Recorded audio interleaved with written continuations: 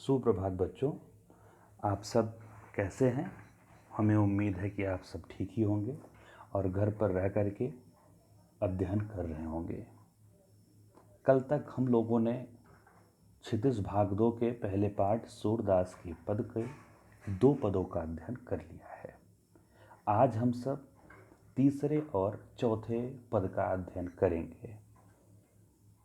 इन पदों में भी पूर्व पदों की भांति ही गोपियाँ श्री कृष्ण और उद्धव दोनों लोगों को उलाहनाएं देती हैं। चलिए हम सब तीसरे पद की ओर चलते हैं। तीसरा पद है, इस पद में भी आप देख रहे होंगे, इस पद में गोपियों के कृष्ण के प्रति जो है अनन्यतम प्रेम को प्रदर्शित किया गया है। गोपियों के लिए तो भगवान श्री कृष्ण ही एकमात्र सहारा है, ऐसी अभिव्यक्ति उनके द्वारा की गई है, ऐसा उनके द्वारा बताया गया है। और जो योग की बातें, निर्गुण भक्ति की बातें जो उद्धव के द्वारा बताई जा रही हैं, वे गोपियों को उसी प्रकार से प्रतीत हो रही हैं, समझ में आ रही हैं, जैसे कड़वी ककड़ी। जिस प्रकार से कड़वी ककड़ी को नहीं खाया जा सकता, तीखी ककड़ी को नहीं खाया जा सकता, उसी प्रकार से उद्धव की योग साधना की बातों को अपने हृदय में नहीं समाहित किया जा सकता। वे किसी भी प्रकार से योग की बातें स्वीकार नहीं करना चाहती। आइए हम सब चलते हैं पद की ओर। हमारे हरि हारिल की लकड़ी। गोपियाँ उद्धव से कह रही हैं, क्या हमारे हरि का मतलब है भगवान श्री कृष्ण। हरि का मतलब है भगवान श्री कृष्ण। हारिल का मतलब है, यह एक प्रकार की पक्षी है हारिल, जो 24 घंटे, दिन हो या रात, 24 घंटे वह अपने पंजे में लकड़ी को दबा करके रखती है। यहाँ आप देखेंगे नीचे दिया है, हारिल एक पक्षी है जो अपने पैरों में सदैव एक लकड़ी लिए रहता है, उसे छोड़ता नहीं 24 घंटा। उसी प्रकार से बता रही, हमारे हरि हारिल की लकड़ी। गोपियाँ उद्धव से कह रही हैं कि कृष्ण तो हमारे लिए हारिल की लकड़ी हैं, यानी हमने कृष्ण को उसी प्रकार से पकड़ के रखा है जैसे हारिल पक्षी अपने पंजे में लकड़ी को पकड़ के रखता है। लकड़ी का मतलब लकड़ी।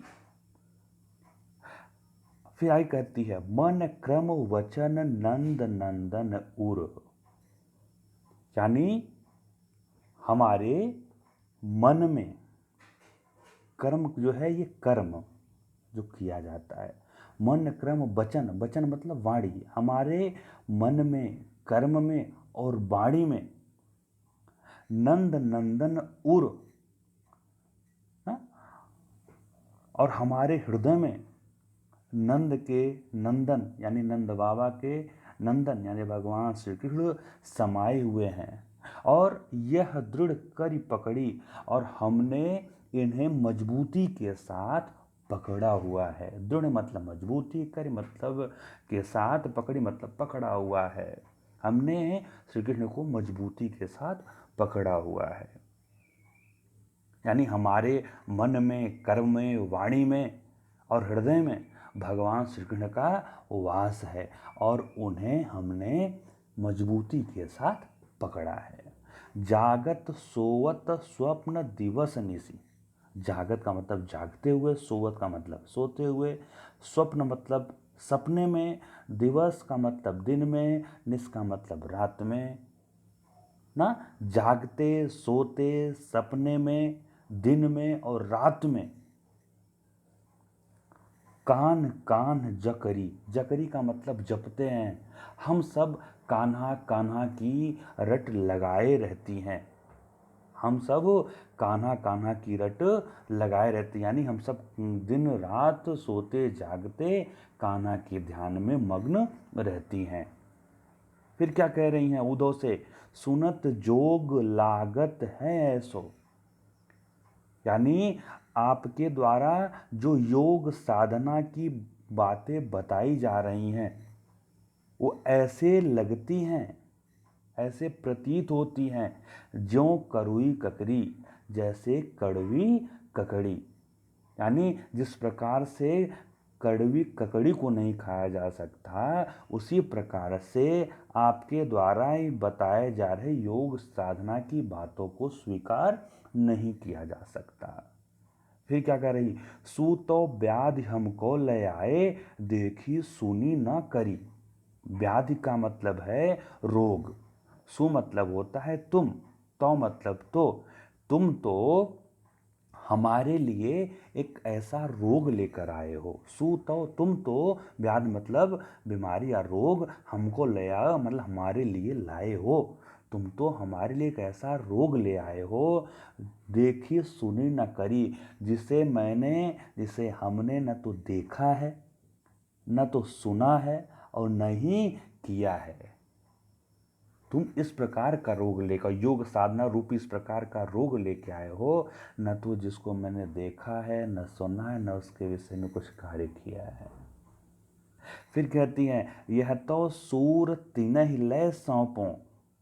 तिनहि का मतलब उसी को, किसी तीसरे व्यक्ति को, सौंपो मतलब सुपुर्द कर दो, सौंप दो।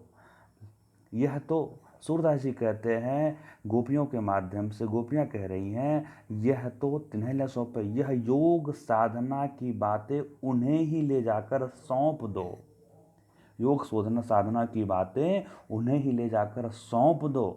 कहाँ, जिनके मन चकरी, चकरी का मतलब होता है जो चक्कर लगाने वाला, जो अस्थिर हो, जो एक जगह न रुका हो, जिसका मन स्थिर न हो, यानी यह योग शिक्षा की बातें उन्हीं के पास जाकर सौंप दो जिसका मन अस्थिर हो।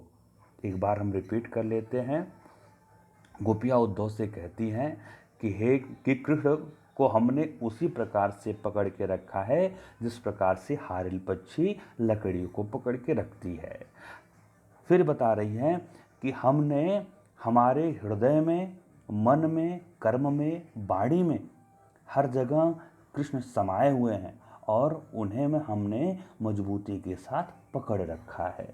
जागते सोते स्वप्न में, दिन में, रात में हम सब हमेशा कान्हा कान्हा की जप लगाए रखती हैं। और आपके द्वारा, हे उद्धव, तुम्हारे द्वारा जो योग की बातें बताई जा रही हैं, तुम्हारे द्वारा जो योग की बातें सुनाई जा रही हैं, वो ऐसे प्रतीत हो रही हैं जैसे कड़वी ककड़ी। तुम तो हमारे लिए एक ऐसा रोग लेके आए हो जिसे न मैंने सुना है, न देखा है, न उसको व्यवहार में परिमार्जित किया है। फिर बता रही हैं कि यह तो सूरत नहीं लो सौंपो। सूरदास जी कहते हैं कि गोपियाँ कह रही हैं कि इसको उन्हीं को ले जाकर सौंप दो जिसका मन और चित्त स्थिर नहीं है। उम्मीद है आपको समझ में आया होगा। आइए इससे रिलेटेड कुछ प्रश्न कर लेते हैं हम लोग। गोपियों के जीवन का आधार क्या है? गोपियों के जीवन का आधार क्या है? गोपियों के जीवन का आधार भगवान श्री कृष्ण का प्रेम है।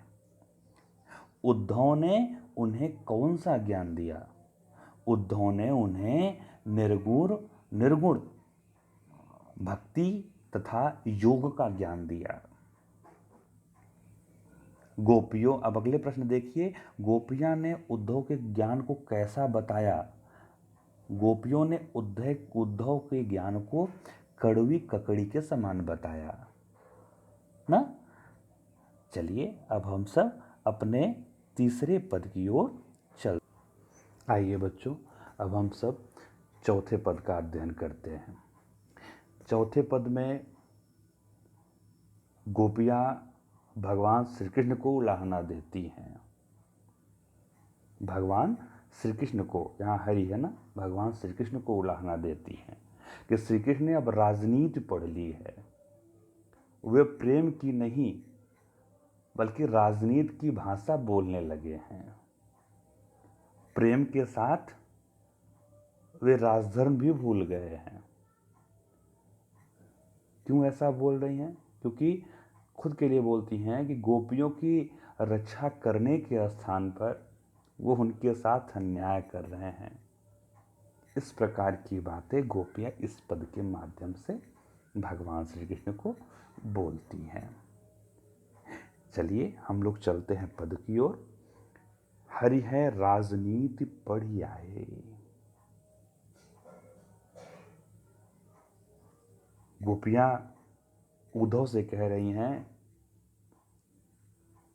कि अब भगवान, हरि का मतलब भगवान श्री कृष्ण, भगवान श्री कृष्ण अब राजनीति पढ़ लिए हैं।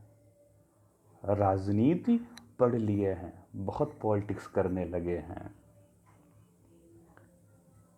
समुझ बात कहत मधुकर के समाचार सब पाए। समुझ बात कहत मधुकर के, समुझ का मतलब समझते हुए। मधुकर, मधुकर का प्रयोग यहाँ उद्धव के लिए किया गया है। मधुकर का अर्थ होता है भौरा। जैसे भौरा एक स्थान से दूसरे स्थान पर भ्रमण करता रहता है, घूमता रहता है, वैसे मधुकर हैं, ये उद्धव हैं, मथुरा से वृंदावन, वृंदावन से मथुरा चक्कर लगाए रखते हैं। इसलिए मधुकर का प्रयोग उद्धव के लिए किया गया है। समुझ बात कहत मधुकर के। अरे मधुकर, अरे उद्धव, मैं तो तुम्हारी बात कहते ही समझ गई थी।